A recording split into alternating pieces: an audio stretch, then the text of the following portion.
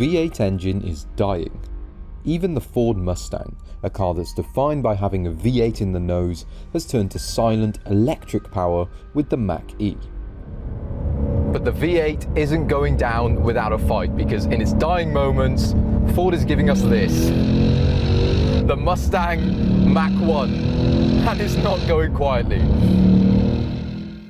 Quite simply, the Mach 1 could be the sweetest Mustang of them all. That is if you live in the UK, where you can't buy the hardcore Shelby GT350 and GT500. The Mach 1 gets a number of important tweaks over the standard car that include Magnaride dampers that have been retuned for this application, firmer front springs and uprated anti-roll bars. There are also stiffer subframe bushes for more precision. And these changes make the Mach 1 the best handling Mustang that you can buy in Europe, says Ford. But today, that's what we're here to test, on road and on track. So what's the Mach 1 really like? So you sit low down, far back, and you've got this long scallop bonnet ahead of you. And that bonnet houses a naturally aspirated 5-litre V8 with 454 horsepower. It's uprated from the standard car, and it revs all the way to nearly 7,500 RPM. And in this particular car, well, that motor is paired to a 6-speed manual gearbox, and the throw is short, chunky, and it makes using the motor an absolute joy. And those tweaks to the chassis just give it a little bit more accuracy, make it a little bit sharper than the standard car, to the point where you really could enjoy this. You're not making a huge compromise opting for a Mustang over the German rivals, but it's not as competent on the road, it really isn't. So the ride is nice and supple, but it doesn't feel very sophisticated because tricky, rough sections of road can unsettle the car, send it pogoing about a bit, but it's still always entertaining, like a Mustang should be.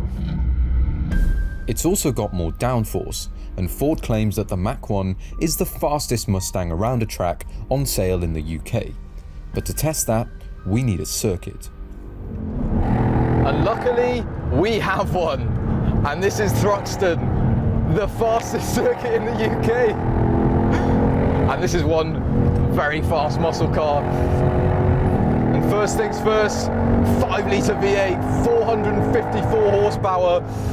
That dominates the experience because you can actually use all of that grunt on a track like this. And usually racetracks, they sap the performance of the cars. They don't feel very fast, but this thing, when you're hurtling around in 2 tons of Mustang, you really do feel it. And of course, dominating the experience is this 5-litre V8, naturally aspirated, manual gearbox. 454 horsepower might not sound like a lot in a car that weighs nearly 2 tons, but even on a fast circuit like this, feels like plenty. But as you might be able to see, the problem is the weight of this car. Being nearly 2 tons, you've just got to be so smooth with your inputs. You've got to coax it into corners. When you do that, when you just back it off a few notches and let the car do the work and not try to hustle it, then this is one impressively precise car for a big, heavy muscle car like this. But yeah, a bit of understeer through there in the high speed. Feels quite nose-led because obviously we do have a large V8 up front. And we've got the systems on today. Unfortunately, it has to stay that way. But trailing it in, when you downshift, you can feel the rear helping you round. And it's just a very natural, traditional car. There's not a huge amount of feel from the steering, but the car is communicating through its body movements. And it's traditional, it's not spiky. It just, you can see there at the high speed, the rear starts to just edge wide, but wow, such an experience. Trying to control 2 tons of Mustang on a circuit, and it doesn't fall apart. So despite weighing 1,851 kilograms and not being a super sharp device, the Mach 1 is an entertaining brute on track, and should be even more so when specified with the optional handling package. This brings a more aggressive aero setup, adjustable top strut mounts and lighter 19-inch wheels, wrapped in Michelin Cup 2 rubber instead of Pilot Sport 4S's. Unfortunately, the handling package isn't available in the UK, so we're left with the standard Mach 1, which is still pretty good fun.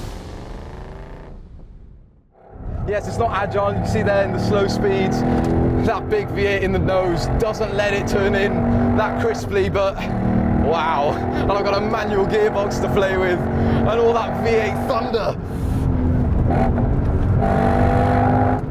It feels properly old school. You see there, just brush the brakes on the entry of the corner and the rear will come round. It helps you, it gives you options.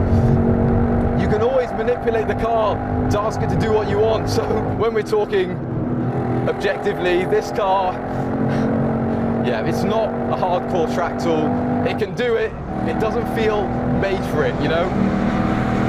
So turn in there, you can just feel the weight move around, and mid-corner bumps do send the body shimmying and bucking and diving. And it's when you try and get on the brakes when you're turning in at the same time that you feel the weight slosh to one side and the car wants to move from underneath you. But it gives you confidence.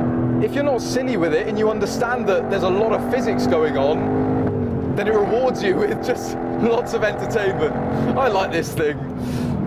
It's great fun. It may not be technically that impressive, but I'm having a great time. I've got a smile on my face, and what more do you want?